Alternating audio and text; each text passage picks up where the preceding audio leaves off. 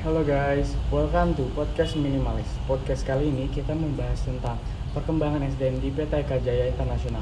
Apakah bisa mengembangkan karir ketika sudah mendapatkan posisi di perusahaan? Bagi yang penasaran, tonton terus ya. Baik, sebelumnya Assalamualaikum warahmatullahi wabarakatuh. Selamat pagi Pak Lutfi. Sebelumnya saya ingin berterima kasih banyak kepada Pak Lutfi karena telah berkenan untuk menjadi narasumber kami dalam memenuhi tugas podcast pada mata kuliah manajemen sumber daya manusia. Dan juga saya juga ingin berterima kasih karena Bapak telah hari ini. Sebelumnya perkenalkan, saya Dini Elena Agustin dari Sekolah Vokasi IPB, jurusan Manajemen Industri Angkatan 58. Pada kali ini saya juga bersama dengan ketiga orang teman saya. Boleh nih untuk teman-teman perkenalkan diri dulu. Baik, perkenalkan nama saya Anastianingrum dari Manajemen Industri Sekolah Vokasi IPB. Baik, perkenalkan nama saya Melisa Tio dari Sekolah Vokasi Manajemen Industri. Baik, perkenalkan Pak Lutfi, nama saya Agatha Carolina dari Program Studi Manajemen Industri Angkatan 58. Baik, karena semua teman-teman sudah berkenalan, boleh juga nih untuk Pak Lutfi memperkenalkan diri juga. Kepada Pak Lutfi dipersilakan. Oke, terima kasih banyak atas waktunya. Sebetulnya kemarin agak mendadak ya, saya juga kaget pasti minta, tapi karena memang ada waktu, oke, nggak masalah karena juga nggak terlalu lama. Selamat pagi teman-teman, nama saya Lutfi Adi Kurniawan. Saat ini saya sebagai HR Head, sebagai fungsi HR NGA di PT KJ Internasional. Mungkin kalau tahu sebagai beauty industry dan salah satu backbone brand-nya adalah Hana Sui. Mungkin kalau pernah tahu, pernah lihat atau pernah dengar. Masa kerja saya di sini adalah 1 tahun, di mana tahun ini adalah tahun ke-12 saya sebagai fungsi HR dari pertama kali berkarir. Mungkin sementara itu, silakan lanjutkan. Tadi juga sudah disebutkan ya Pak, Bapak di PT Eka Jaya Internasional itu sebagai HR ya Pak. Boleh nih Pak diceritakan sedikit mengenai HR di PT Eka Jaya Internasional itu seperti apa nih Pak? Seperti tugas utamanya atau tugas lainnya Pak? Oke, mungkin saya ceritakan sedikit background tentang PT KJ Internasional dulu ya. Perusahaan kami bergerak di bidang beauty industry, lokasi kami ada di Cikupa, Tangerang. Kalau mungkin bisa tahu, tadi produknya salah satu backbone-nya adalah di Hana Sui, dan perusahaan kami masih relatif baru, jadi bulan Desember kemarin adalah tahun kelima kami. Jadi kalau secara bisnis ataupun secara company belum terlalu tua ya, masih masuk kategori startup. Tapi secara pertumbuhan perusahaan kami sangat besar dan sangat pesat. Jadi hampir triple digit per tahun pertumbuhannya. Jadi kebayang tantangan yang ada di sini. Nah, secara proses fungsi HR di tahun saya masuk di 2021 dan ke depannya itu memang menjadi target adalah transformasi organisasi, di mana tantangannya membawa perubahan dan perkembangan dari perusahaan yang masih relatif kecil. Waktu itu waktu di awal-awal adalah perusahaan dengan skala rukonya juga tidak terlalu besar, menjadi skala industri yang mumpuni, yang lebih besar, di mana harapannya bisa change mindset dari orang-orang yang ada dan juga mampu menarik kandidat-kandidat terbaik dari luar untuk bisa join di PT KJ Internasional untuk bisa membawa dan mengembangkan perusahaan ini ke arah yang jauh lebih baik.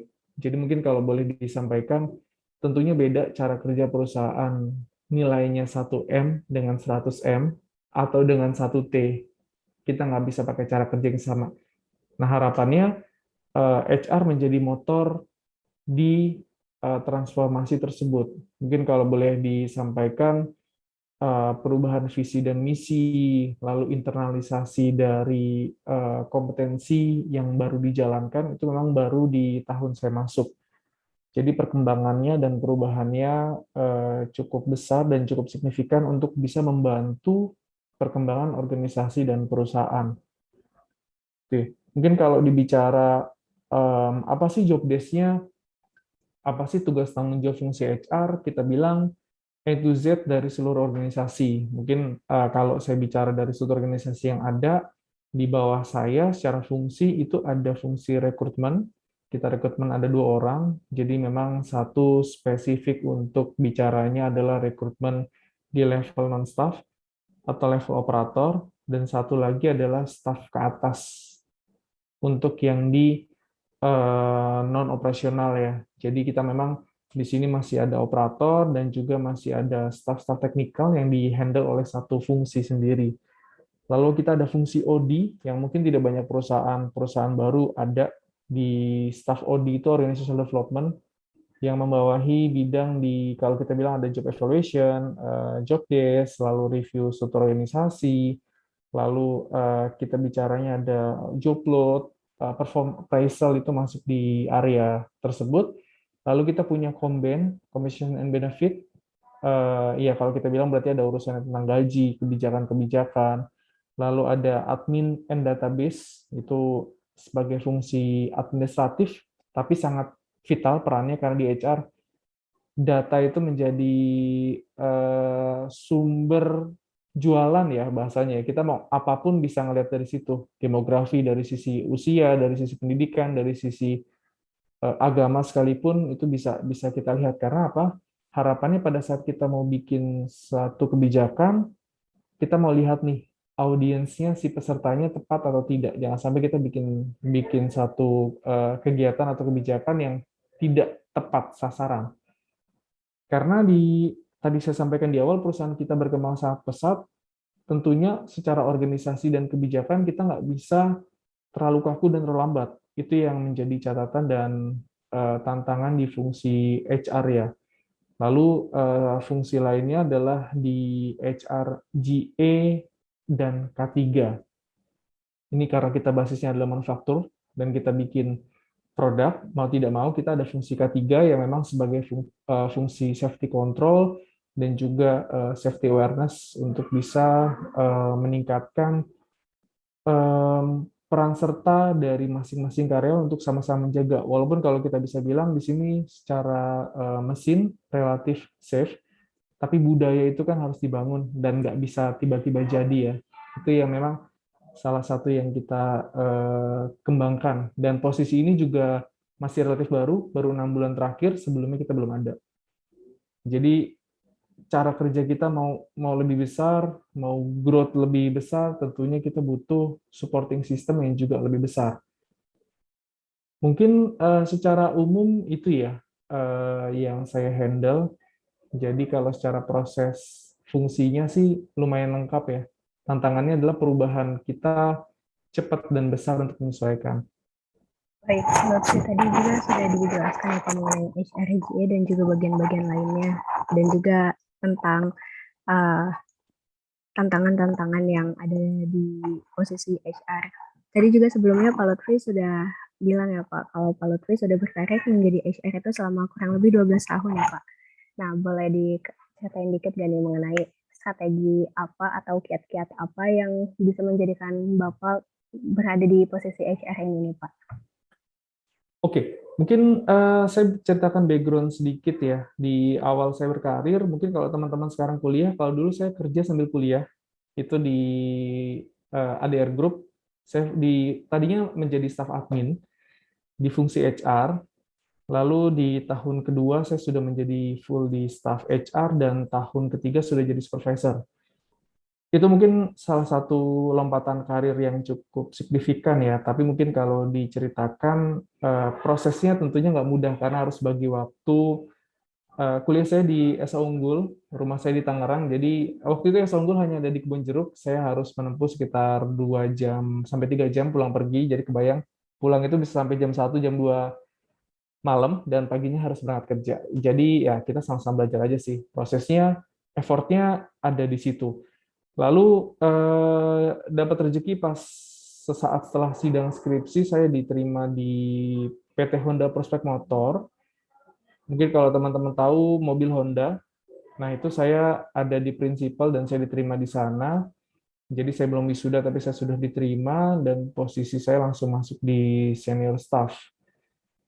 Itu lompatan karir yang juga cukup tinggi karena bahasanya perusahaan di sana adalah international base, jadi tentunya cara kerja, cara proses dan macam-macamnya bisa belajar lebih banyak ya, karena kita dapat exposure yang lebih dengan teman-teman yang juga hebat, dan tentunya secara proses belajarnya lebih wow lagi. Saya di sana 3,5 tahun, sampai posisi terakhir adalah assistant section head, mungkin kalau di luar itu setara asmen sih. Jadi cukup cepat di sana 3,5 tahun, dan setelah dari Honda Persek Motor saya pindah ke PT Mobilex Indonesia, itu chat. Di situ lompatan karir juga, saya move ke posisi departemen head. Tapi karena HR-nya di sana juga cukup besar, saya memegang fungsi development. Jadi menjadi departemen head POD, mungkin kalau pernah dengar, People Organizational Development, di mana waktu itu kalau di Mobilex Indonesia membawahi fungsi people, itu berarti ada trainingnya, lalu ada fungsi OD-nya, lalu ada fungsi rekrutmen juga menjadi spesialis di tempat saya. Nah, mungkin kalau bicara perkembangan karir, sebetulnya di fungsi HR itu luas ya. Kalau saya boleh cerita, waktu saya di ADR Group, biarpun saya sambil kuliah dan bekerja, selama hampir 5 tahun saya menempati 4 posisi, jadi saya dirotasi terus. Karena saya tipikal orang yang tidak suka sesuatu yang flat saja, jadi saya selalu minta atasan saya untuk men-challenge lebih, karena pada saat pekerjaan saya sudah selesai, saya terbiasa untuk ada yang bisa dibantu lagi enggak. Karena saya bosan. Saya cenderung lebih nggak suka sama sesuatu yang itu aja sih. Itu sangat sangat membunuh. Itu pasti bosan banget.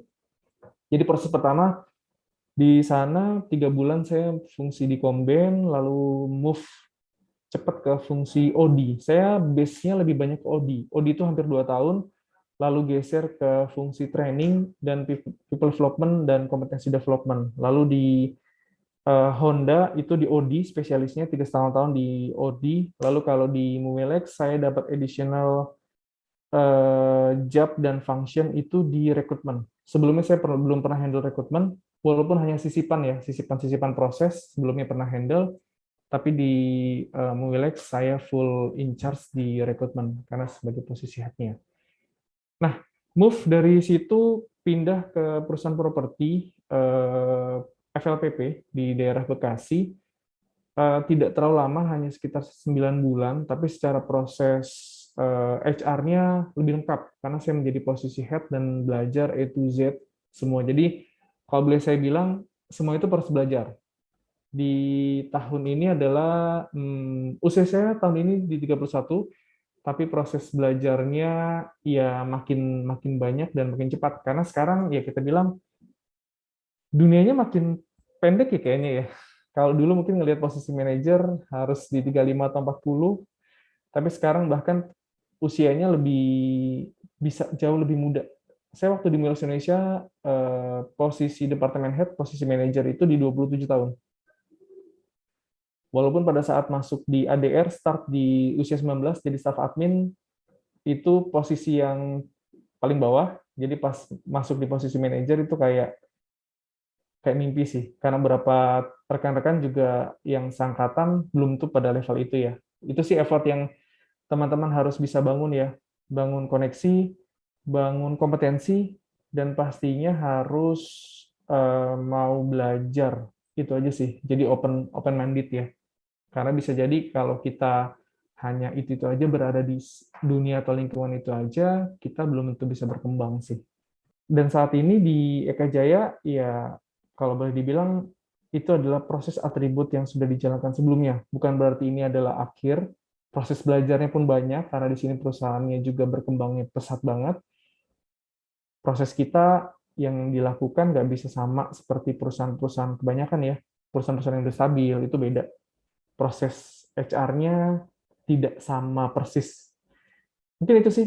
Keren banget nih ya pengalaman-pengalamannya Pak Lutfi, dari mulai Pak Lutfi masih kuliah tapi sambil bekerja juga nih. Nah, kalau boleh tahu Pak Lutfi dulu di Universitas Esa Unggul mengambil jurusan apa nih Pak? Saya ambil jurusan di manajemen SDM. Wah, berarti memang Kebetulan udah relate. berarti memang udah dari dulu memiliki keinginan atau cita-cita menjadi HR ya Pak? Enggak, sebetulnya agak nyasar sih. Kalau boleh tahu sebetulnya mau jadi apa nih Pak? Oke, sebetulnya kalau dibilang mau jadi apa, secara proses di awal saya lebih banyak buka peluang. Jadi kalau misalkan Dinda atau teman-teman mau tanyakan, kira-kira saya cita-citanya jadi HR nggak sih? Saya boleh bilang enggak, karena mungkin boleh saya cerita sedikit saya lulus SMA dan sampai tahun berikutnya itu saya prosesnya adalah saya mendaftar tentara karena ayah saya tentara. Saya waktu itu mendaftar kadet calon perwira di Angkatan Laut, tapi pas SMA kelas 3 dan tahun berikutnya sama-sama gagal, ya udah, nggak masalah, mungkin itu bukan jalannya kan, tapi kita harus harus move sih. Dan pada saat itu memang kalau di SMA proses yang saya lakukan saya banyak, jadi saya tidak terkotak hanya di satu bidang yang saya sukai sebetulnya. Kalau boleh dibilang apa sih waktu itu bayangannya, arsitektur, hukum, psikologi, atau hubungan internasional. Karena basicnya adalah saya suka analisa. Itu aja yang saya ketahui.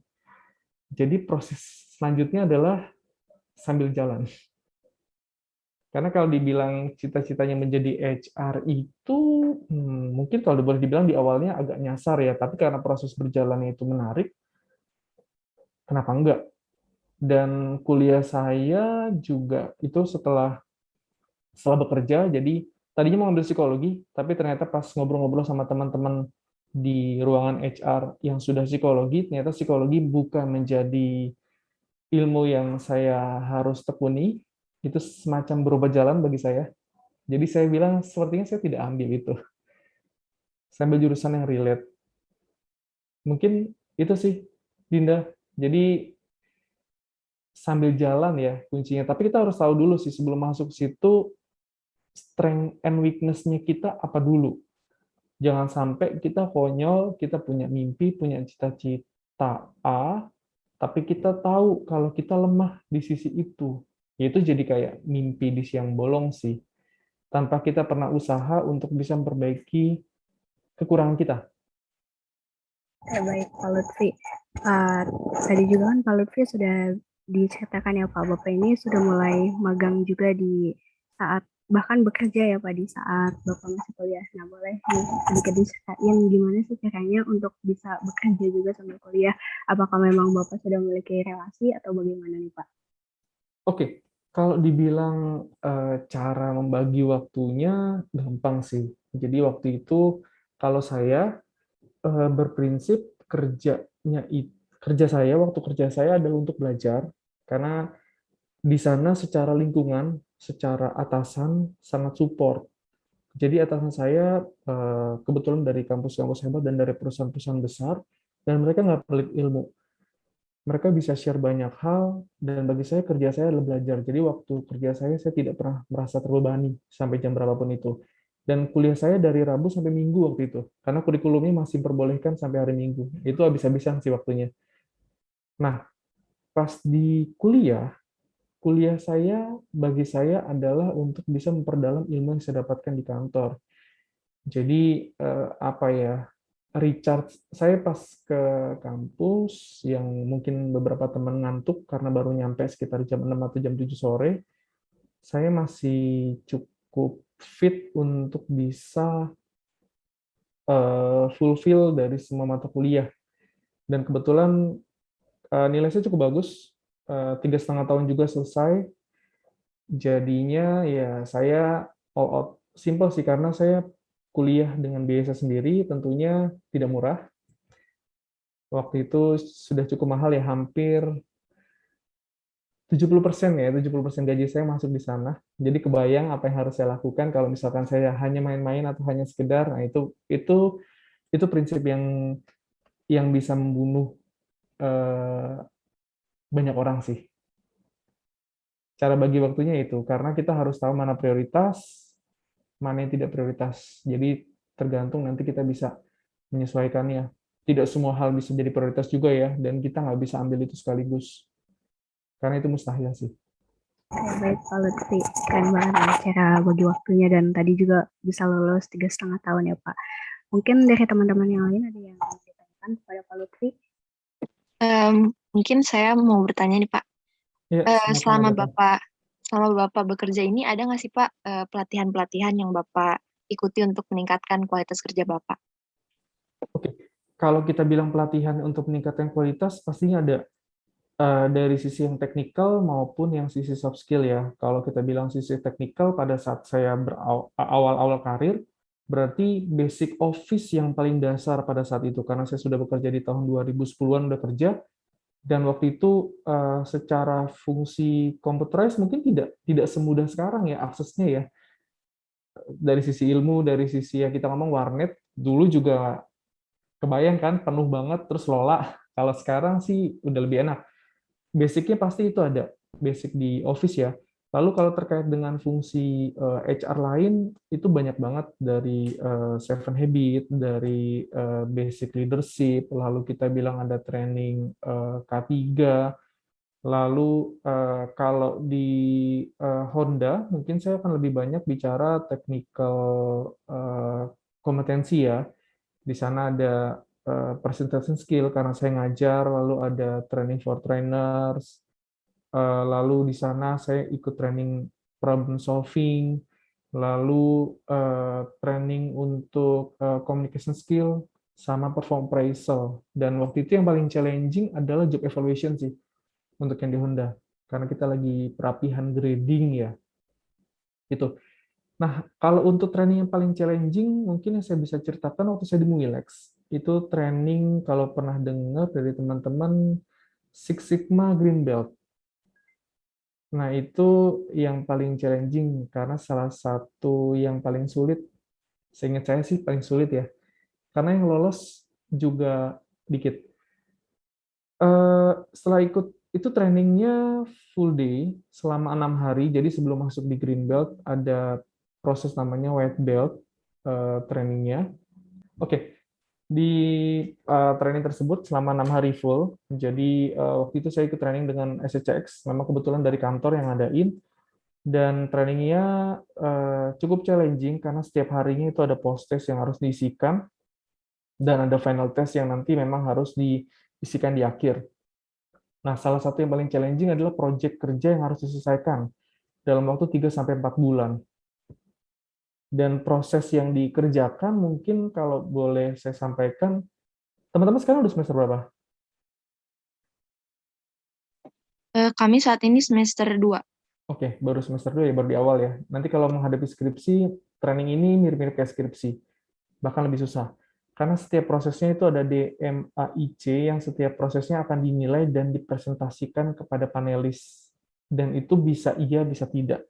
Iya itu maksudnya kalau oke secara data dan secara proses bisa dilanjutkan, kalau tidak maka harus diperbaiki dulu sampai tuntas. Dan kebayang berarti data yang harus diambil, analisa yang harus dilakukan, ngejadwalin lagi, itu lumayan bikin stres sih. Dan pada saat selesai, itu happy banget. Karena hanya 50% persentase dari kelulusan untuk training tersebut. Jadi sudah ada post-testnya di awal, ada project. Jadi kebayang itu yang challenging ya, untuk proses training ataupun sertifikasi SSGB tersebut. Oke, mungkin dari saya itu sih hal yang paling challenging ya. Maksudnya kalau kita bilang basic pelatihan atau pengembangan itu tidak hanya terbatas di kelas sebetulnya. Dan pada saat teman-teman menyampaikan, mungkin, sorry sebentar. Sorry, lanjut ya. Dari proses tersebut mungkin boleh saya sampaikan kalau pelatihan itu tidak hanya atau program pengembangan dari kita itu tidak hanya dalam kelas saja terbatasnya. Jadi kalau yang tadi saya sampaikan itu mungkin lebih banyak training in class. Tapi sebetulnya program pengembangan itu bisa bisa dilakukan dan sangat mungkin dilakukan di program-program yang lain. Kalau kita ngomong di sisi pekerjaan, contohnya apa? Lecturing. Kalau kita ada buku ya sifatnya mungkin kayak hasil analisa dari Nielsen misalnya atau dari Harvard Business, itu bisa bisa dan bisa banget untuk bisa kita implementasikan dan sekaligus meningkatkan kompetensi kita. Atau yang sifatnya OJT, on the job train, atau yang sifatnya project, itu juga bisa kita lakukan sebagai program pengembangan dari diri kita. Mungkin kalau teman-teman tahu, program training in class itu secara rate effectiveness-nya hanya di 10% loh. Jadi kalau kita hanya fokus atau belajar hanya di kelas saja, tanpa kita bisa implementasi, tanpa kita bisa sharing kepada fungsi lain ataupun bagian lain, ya kita cuma dapat 10%-nya aja. Padahal itu hanya teori kan, yang tentunya tidak sama atau tidak selalu sama dengan aktual di lapangan yang terjadi. Itu sih. Jadi program pengembangannya kalau dibilang apakah hanya itu, tidak. Tentunya kita ya bisa ketemu sama teman, bisa ngobrol, sharing, ikut project, kasih masukan, proyek-proyek kecil di perusahaan, itu juga menjadi salah satu program pengembangan untuk diri kita. Oke, dari teman-teman lagi? Baik, Pak, berarti pengembangan ini, pelatihan-pelatihan ini nggak harus dalam suatu kegiatan ya, ya Pak? Berarti Tidak bisa harus dalam dari, suatu kegiatan. ya, berarti bisa dalam kerjaan kita di perusahaan gitu ya Pak? Oh, sangat bisa, sangat bisa. Jadi gini, mungkin kalau boleh disampaikan, nanti kalau teman-teman bekerja, ada beberapa perusahaan atau beberapa atasan yang biasanya men-challenge pekerjaan. Bukan atasannya kejam ya, tapi kepada sisi untuk bisa meningkatkan creativity ataupun sisi enlarge-nya teman-teman. Ya, teman-teman kan dari IPB nih, tentunya kan harapannya dari sisi user berharap lulusan IPB harusnya bisa lebih nih. Ya dong, dikasih satu masalah, atasan tidak mungkin minta diselesaikan dengan gini-gini ya, nggak mungkin ngasih instruksi kayak gitu. Dari teman-teman bisa mengkreativitaskan, kira-kira dengan kondisi kayak gini kita bisa lakukan apa saja nih, alternatifnya apa aja nih. Lalu sambil dipikirkan impact dari yang dilakukan apa. Nah itu nanti sambil berjalan sih analisa kita, intuisi kita bisa lebih dapat ya kalau untuk menghadapi masalah-masalah yang sama. Mungkin itu. Baik Pak, terima kasih untuk jawabannya. Mungkin dari teman-teman lain ada yang ingin bertanya lagi? Oke, saya ingin bertanya, izinkan saya. Apakah Kak Lutfi selama bekerja ini memperoleh beasiswa atau memiliki keinginan untuk melanjutkan pendidikan selanjutnya?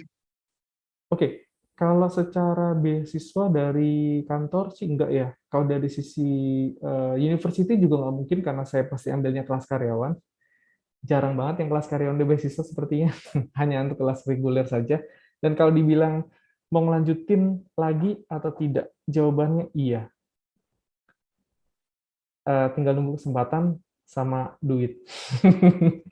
Karena nggak murah ya. Satu, nggak murah. Terus kedua, mungkin kalau bilang secara lokasi, kalau saya sih harapannya, kalaupun melanjutkan studi di S2, kampusnya harus yang bagus sih. Jadi bukan hanya S2 hanya gelar S2-nya aja ya, karena kita pada saat bicara S2 itu meningkatkan rate kita, lalu kita bicara networking, itu penting banget, dan berikutnya yang pasti ilmu sih. Karena kita bicara exposure-nya anak IPB, exposure-nya anak UI, exposure-nya anak UGM dan ITB tentunya beda. Ya kalau boleh saya bilang, saya mungkin yang terbaik waktu itu di Elsa Unggul, itu menjadi rata-rata di kampus-kampus top 10 Indonesia. Itu sih. Baik, terima kasih Kak. Baik, mungkin tadi Pak Lutfi sudah menceritakan ya perjalanan karirnya. Boleh diceritakan proses dari promosi atau pernah mengalami demosi, transfer, atau resign, gitu Pak. Oke, mungkin saya jawab ya. Kalau untuk demosi saya belum pernah, alhamdulillahnya belum pernah. Yang saya pernah lakukan atau terjadi pada diri saya adalah proses rotasi. Rotasi ya, kalau mutasi saya belum pernah karena berada di fungsi HR aja.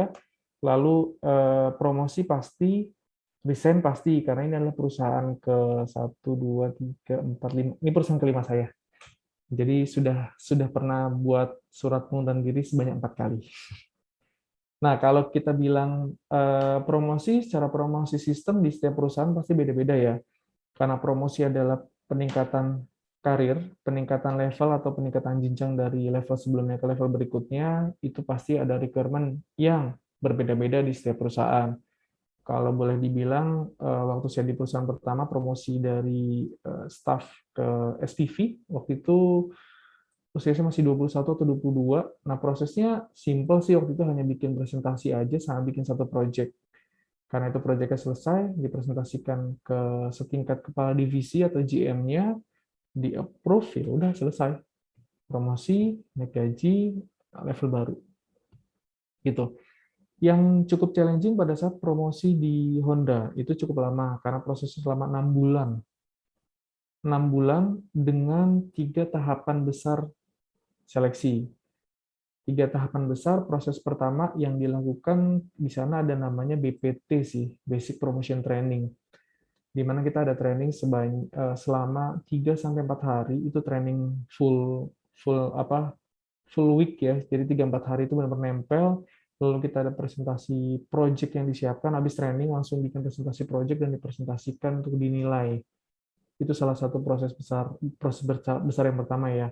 Proses besar yang kedua adalah proses assessment. Nah, itu assessment juga cukup menarik karena kita di sana mungkin standar ya, ada proses psikotes, ada proses interview, ada role play, ada FGD juga. Itu waktu itu saya di kelas bareng-bareng sama dari BCA, maksudnya lintas company ya. Dan itu cukup challenging karena kita nggak bisa lagi hanya bicara individu atau menang kandang ya, karena kita langsung ketemu dengan banyak perusahaan di tempat lain. Lalu proses berikutnya di sana role play, FGD, intre, psikotes, interview. Itu sih. Dan itu menjadi penilaian kita pada saat penilaian akhir. Jadi pas penilaian akhirnya nanti adalah kita diinterview sampai ke level direktur karena posisi adalah section head.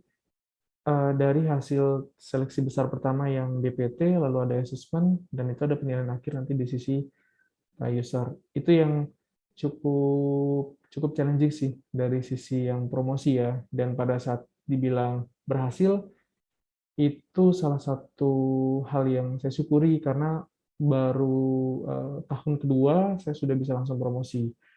Salah satu catatan di Honda yang menarik, saya tahun pertama itu bisa melakukan penghematan sebanyak 500 juta sih. Jadi itu menjadi nilai plus di sana karena nilai penghematan yang saya lakukan adalah internalisasi program training dan juga efektivitas dari kegiatan yang dilakukan. Valuasi nilai uangnya menjadi sensitif ya pada saat kita bisa melakukan sesuatu yang lebih. Nah, kalau kita bicara itu di sisi promosi, kalau kita bicara sisi rotasi, kalau tadi saya bilang di perusahaan pertama, mungkin lebih banyak sisi rotasinya. Kenapa sih? Sisi rotasi itu tergantung dari sisi kebutuhan si organisasi. Jadi kalau kita bicara kapan kita bisa rotasi pada saat posisi tersebut kosong, bukan berarti kita tiba-tiba minta kita duduk di tempat teman kita, nggak bisa. Kalau emang nggak butuh, ya nggak bisa juga sih, buat apa juga digeser. Yang perlu jadi catatan adalah pada saat pekerjaan kita sudah beres, baru kita bisa berpikir yang berikutnya. Jangan sampai pekerjaan kita nggak beres, tapi kita udah mikirin kerjaan orang lain. Apalagi sampai ke orang lain ya, itu kan menjadi hal yang sensitif banget kalau misalkan kita lakukan. Itu untuk proses rotasi. Dan biasanya kalau rotasi lebih kepada sisi kompetensi yang kita sudah miliki sih. Kira-kira cocok atau enggak. Karena di fungsi HR itu kan ada spesialisasinya. Ada yang memang akan lebih banyak ketemu orang, ada yang memang lebih banyak bicaranya data, jadi otomatis dia akan lebih banyak di depan komputer, depan laptop, ngotak-ngatik ini itu, ya beda. Kalau kita bilang orang komben yang sisi gaji, ketelitiannya tinggi banget, tapi di sisi yang bagian lain mungkin edukasi persuasinya lebih tinggi. Kalau orang di sisi gaji nggak mungkin kan banyak omong, kalau banyak omong ntar gaji orang semua dibuka. Ya kita ngomong bahasa kasar gitu kan. Tapi kalau kita bicara orang GA, orang K3, orang training, nggak bisa orang yang suka diem. Itu nanti harus dilihat dari pola dan karakternya sih. Nah, kalau proses resignation sih dasar ya. Maksudnya nggak ada yang terlalu wow banget sih. Jadi kalau di saya pada saat memang sudah Oh, kebetulan pada saat saya resign, saya selalu sudah punya batu loncatannya mau kemana. Jadi pada saat kita mau resign, sebaiknya kita sudah mempersiapkan diri. Bukan kitanya resign terus kita baru mikir nanti gimana. Karena biasanya pada saat kita cari kerja, waktunya nggak nggak pendek loh. Cari kerja tuh model kayak jodoh-jodohan juga sih.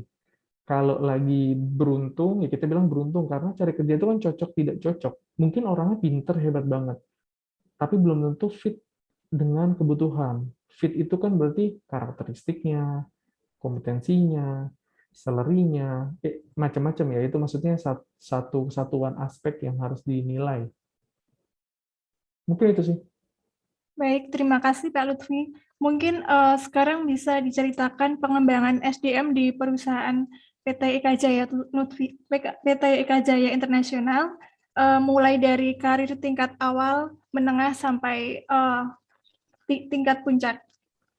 Oke, mungkin saya akan bilang kalau untuk bicaranya karir pet, di sini startingnya dari ada non-staff ya, tapi non-staff kita bicara untuk di level operator, dan ini pendidikan SMA atau SMK. Nah, kalau bicaranya untuk yang di level paling bawah di D3 atau S1, kita bicaranya staff. Staff dipromosikan naik menjadi posisi supervisor, supervisor naik menjadi asmen, asisten manager naik menjadi manager, manager ada senior manager, ada GM, terakhir adalah direktur. Nah, fungsi HR sendiri kebetulan karena tidak ada SM atau GM di posisi saya, itu langsung bertanggung jawab kepada direktur. Jadi nanti akan tergantung dengan besaran organisasi dan kebutuhan organisasinya sih dari perusahaan ya, beda-beda. Ada yang ritmenya benar-benar berjenjang, ada yang memang sampai manajer langsung ke direktur, bisa seperti itu. Lalu kalau bicaranya nanti karir planningnya seperti apa, itu nanti akan sangat tergantung dengan performance atau performa kerja dari masing-masing individu. Yang tentunya dinilai, kalau boleh saya bilang secara umum, penilaian itu dilakukan per semester, dan kalau kita bicara yang nanti apakah dia dipromosikan atau tidak, paling tidak dalam 2 tahun evaluasi, minimal ya. 2 tahun evaluasi atau lebih, lalu nanti dikombinasikan dengan potensial people-nya. Berarti bicaranya nanti ada kompetensi. Pada saat kita promosi atau rotasi, kita ini bicara kompetensi ya. Nggak bisa dibilang hanya performa, karena performa kerja itu adalah dia saat ini. Tapi kalau kita bicara kompetensi, ataupun kita bicara nanti ada assessment prosesnya, itu kita bicara yang akan datang. Karena handling prosesnya akan beda, karena cara kerjanya akan beda, tugas tanggung jawabnya akan beda. Seperti itu. Ada yang mau ditanyakan atau jelas? Baik, sudah cukup. Mungkin ada teman lain yang ingin menambahkan? Ya, saya izin bertanya, apakah kakak ada pesan untuk para mahasiswa untuk mencapai karir yang gemilang? Oke. Di awal tadi saya sudah sampaikan sih dari teman-teman atau Melisa, pada saat kita bicaranya karir, itu kita harus tahu dulu diri kitanya. Apa sih yang kita punya? Apa sih yang jadi kekuatan kita? Apa sih yang jadi kelemahan kita? Baru bicaranya passion. Karena pada saat kita bicara, oh saya suka sesuatu, tapi ternyata saya ada kurangnya. Dan pada saat kita suka sesuatu, passionnya A, tapi ternyata weakness-nya kita juga banyak di situ. Yang perlu kita lakukan adalah perbaiki sisi weakness-nya. Dan tingkatkan atau geser switch proses dari dia masuk weakness kita menjadi strength. Itu tentunya nggak mudah ya, itu butuh proses, butuh waktu, butuh pengorbanan kalau saya bilang, karena pastinya ada hal-hal yang kita harus geser ya secara priority. Nah, balik lagi sih, kalau misalkan kita sudah kenali itu di awal, kita sudah petakan itu di awal, itu makin bisa mempercepat proses kita sampai. Mungkin kalau bahasa teoritis trainingnya adalah pada saat kita tahu tujuan kita, ini kita bicara tujuan ya, pada saat kita tahu tujuan kita, itu kita akan lebih cepat nyampe dibanding kita tahu kekuatan kita, tapi kita nggak tahu tujuan. Jadi kita akan muter-muter aja. Misalnya kita, oh saya mau ke IPB, ya udah, saya udah tahu IPB di mana. Kalau jalan tol macet, saya bisa lewat mana nih? Tetap nyampe kan? Nah itu mungkin dari teman-teman harus tahu dulu nih, kekuatannya di mana, passionnya di mana, sama arah tujuannya nanti kemana. itu proses yang tidak mudah ya, harus benar-benar ya dilihat, dicari tahu dulu, ngobrol mungkin sama orang tua, sama keluarga, sama teman, sama dosen, ikut ikut komunitas. Itu bisa sih kalau kita sering-sering ikut komunitas, em, kita jadi tahu apakah kita cocok dengan dunia itu, lingkungan itu atau enggak. Atau sekedar hanya cuman ikut-ikutan. Nah, hati-hati juga sama sama sesuatu yang ikut-ikutan. Jangan terlalu sering atau ngabisin waktu di yang program ikut-ikutan sih. Karena biasanya yang ikut-ikutan itu wasting time banget, ngebuang waktu, tapi tidak berfaedah. Jadi bahasanya mungkin bukan tidak berfaedah ya, non-added value. Satu kali lagi boleh Kak? Boleh? Kan ini kan untuk pekerjaan kan. Terus apa yang harus mahasiswa siapkan untuk menghadapi persaingan kerja nanti? Oke. Nah, sebelum saya jawab, mungkin saya pengen tahu nih dari teman-teman. Tadi jurusan apa ya? Manajemen industri Kak. Oke. Kenapa sih ngambil jurusan ini? Kalau saya sih karena pengen masuk industri sih, Kak. Spesifiknya apa? Maksudnya industri kan banyak ya. Apa Karena sih bayangan merasa teman-teman? karena merasa industri itu cakupannya luas gitu kan. Terus ya gitu sih, Kak. Oke, Kalau ada. dari saya sendiri sih mungkin hampir sama ya kayak Agatha. Saya juga masuk manajemen industri karena industri itu masih general ya Kak. Jadi nanti untuk jenjang karirnya juga gak berpatok pada satu, misalkan kayak kepangan aja itu kan enggak kan, karena industri itu luas. Kalau dari saya seperti itu Kak. Oke, yang lain ada? Kalau dari saya mungkin karena sudah tertarik dengan manajemen, lalu di IPB juga ada pilihan manajemen industri dan agribisnis dan lebih tertarik di industri ini. Oke, itu ya kalau Melisa. Awalnya sih saya nggak mau ngambil manajemen industri. Awalnya saya ingin masuk ke hukum, tapi gara-gara udah keterima duluan di manajemen industri, jadi saya ngambilnya manajemen industri karena pekerjaannya cukup banyak, jadi bisa memperoleh, bisa bekerja juga, bisa belajar dari kuliah nanti. Oke, mungkin kalau boleh saya kasih saran pada saat kita bicara ini kuliah dulu ya sifatnya ya, berarti harus cari eh, ilmu sebanyak-banyaknya sih. Karena nanti tidak semua ilmu yang kita dapat di kampus akan diterapkan juga. Kalau kita bicaranya di level staff itu akan spesifik banget sih, mungkin hanya satu atau dua bidang pekerjaan, dua mata kuliah mungkin spesifik yang bisa kita pakai, atau bahkan tidak sama sekali. Nah, yang perlu teman-teman lakukan belajarnya diperbanyak dan diperluas. Tapi pada saat kita memperluas aspek yang kita pelajari, pastikan ada hal yang jadi strength point kita, strength point kita. Jadi tadi balik lagi kepada sisi kita kuatnya di mana. Dan pada saat kita kuatnya di situ, ya itu benar-benar harus kita dalemin sih. Karena di proses itu yang nanti akan kita kita dapatkan situasinya di tempat kerja. Kalau dibilang nanti cara suksesnya untuk mahasiswa gimana sih? Itu balik kepada proses yang kita sudah lakukan sih.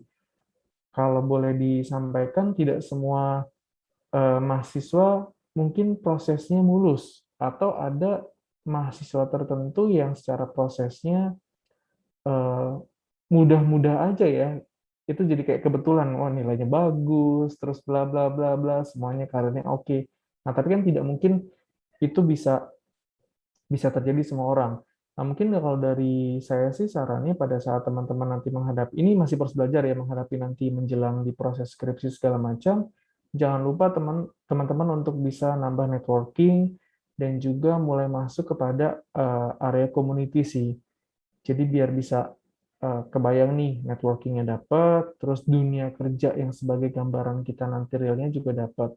Atau kalau kita mau starting dari sekarang, mumpung masih semester awal, itu boleh banget sih. Karena apa? Karena kita memperbanyak jam terbang ya. Mungkin bedanya pada saat saya kan udah kerja dulu, jadi pas masuk Honda saya nggak terlalu kaget, walaupun interview terakhir saingan saya itu dari UI dan ITB. Saya sih tutup mata, ya udah kita all out aja. Toh kita sama-sama mulai kan. Di sana lama soalnya prosesnya. Di Honda itu saya prosesnya selama 4 bulan, 3 bulan lebih. 8 kali tes, 8 kali tahap, sistem gugur, dan itu berhasil masuk. Itu sih, kuncinya all out aja. Belajar banyak, udah. Sisanya ya udah, kita ikhtiar. Mungkin dari itu sih, karena kalau kita terlalu ngotot juga, belum tentu bisa dapat. Oh, sama satu hal. Kalau kita bicarain karir, jangan mudah putus asa kalau ada sesuatu yang menyebabkan kita gagal. Karena gagal itu penting. Salah satu tagline yang menarik, tapi saya bilang itu works banget sih. Mungkin kalau pernah dengar Counterfeit, tagline-nya apa? No pain, no gain. Itu sebetulnya apa ya? Bahasanya ke sana simpel. Tapi kalau kita terjemahkan, itu menjadi sesuatu yang menarik kan. No pain, no gain. Jadi ya kalau kita nggak mau lebih, ya kita akan di situ terus. Tapi kalau kita mau lebih, pasti ada sesuatu yang akan kita korbankan, sedih mungkin, sakit hati mungkin, mengorbankan waktu, ya macam-macam. Makin sering gagal, makin dekat keberhasilan. Sebenarnya bukan gagal yang jadi fokus, proses bangkitnya. Jadi kita boleh gagal 1000 kali, tapi kita harus bangkit 1001 kali. Karena proses itu nggak tiba-tiba jadi kan, dan nggak mungkin orang nggak pernah gagal. Itu retorika banget sih, kalau nggak pernah gagal. Oke, mungkin itu sih. Ada lagi? Baik, terima kasih Kak. Kalau dari saya, uh, berarti kita ini memang dari awalnya itu memang harus punya tujuan dulu ya Pak Lutfi. Baru kita menetapkan nih kita mau mencari jalannya itu seperti apa ya Pak Lutfi. Iya, betul. Juga udah disampaikan ya Pak mengenai pesan-pesan Bapak yang tentunya sangat-sangat memotivasi ya Pak, khususnya untuk para mahasiswa ya Pak. Mungkin dari teman-teman ada yang mau ditanyakan lagi? Kalau dari saya sepertinya sudah cukup sih. Terima kasih banyak Kak Lutfi. Sama-sama, Agatha. Dari saya juga sudah cukup. Dari saya juga sudah cukup Kak. Oke, baik. Mungkin kalau dari saya, Pak Lutfi, nanti jika melanjutkan S2 lagi, Pak Lutfi mau kemana nih Pak? Entah di dalam negeri atau luar negeri Pak? Oke, karena saya masih bekerja sih, mungkin dalam negeri ya. Sebetulnya kalau 2 kampus yang jadi inceran, kalau nggak UI adalah UI atau UGM. Karena kebetulan istri saya anak UI, S1 UI, jadi harapannya sih saya pengen S2 di UI, harapannya. Karena saya pengen, saya punya keinginan yang unik sebetulnya. Saya pengen foto di yang itu ya, yang gedung yang di UI. Gedung rektorat Pak. Gedung rektorat. Saya waktu itu pas ke sana pertama kali adalah pada saat saya job fair dari perusahaan, dari Milex. Satu hal, saya waktu itu pengen difoto sama rekan saya bilang saya nggak mau foto di situ, saya nggak mau foto sekarang, saya foto nanti kalau saya pakai toga aja. Semoga doanya dikabulkan. Amin. Pak Lutfi. Mungkin dari saya juga cukup ya Pak Lutfi. Tadi juga Pak Lutfi sudah menyampaikan banyak sekali materi-materi khususnya tentang manajemen sumber daya manusia ya Pak, yang tentunya sangat insightful banget. Dan juga tadi terima kasih juga untuk Pak Lutfi sudah berkenan menceritakan pengalaman-pengalamannya. Mungkin Pak Lutfi ada yang ingin disampaikan lagi Pak? Oke, mungkin dari saya cukup sih. Semoga yang tadi saya sampaikan bisa bermanfaat buat rekan-rekan untuk bisa mempersiapkan jenjang yang lebih baik ya di sisi pekerjaan ya, karena ini masih starting, masih early banget, semester masih di awal, tentunya masih ada 2-3 tahun lagi yang bisa teman-teman siapkan untuk bisa nanti sampai di tempat kerja sebenarnya ya. Dan mungkin bisa saja satu waktu nanti kita akan ketemu sebagai partner, sebagai atasan atau bawahan, bisa aja. Kuncinya tetap belajar, itu aja ya. Oke, baik Pak Lutfi. Mungkin karena ini sudah hampir 1 jam juga nih ya Pak Lutfi, mungkin bisa saya cukupkan aja. Ini mungkin Pak Lutfi juga sudah ada di kantor ya Pak? Iya, saya udah di kantor sih dari tadi. Oke, baik. Terima kasih ya Pak Lutfi sudah berkenan untuk hadir nih di pagi hari ini bergabung bersama kami di Zoom meeting ini. Terima kasih juga atas pengalaman-pengalaman yang tadi Bapak sudah ceritakan dan juga pesan-pesannya yang tadi juga sudah Bapak sampaikan ya Pak.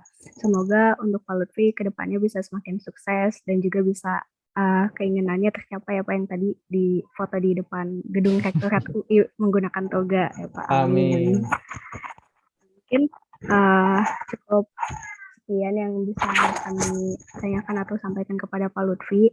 Mohon maaf ya Pak bila dari kemarin saya menghubungi Bapak itu secara mendadak dan juga mohon maaf bila tadi ada pertanyaan-pertanyaan yang kurang berkenan. Terima kasih untuk Pak Lutfi. Selamat pagi dan selamat melanjutkan aktivitas. Iya, terima kasih semua. Terima kasih Pak Lutfi atas waktunya. Ya.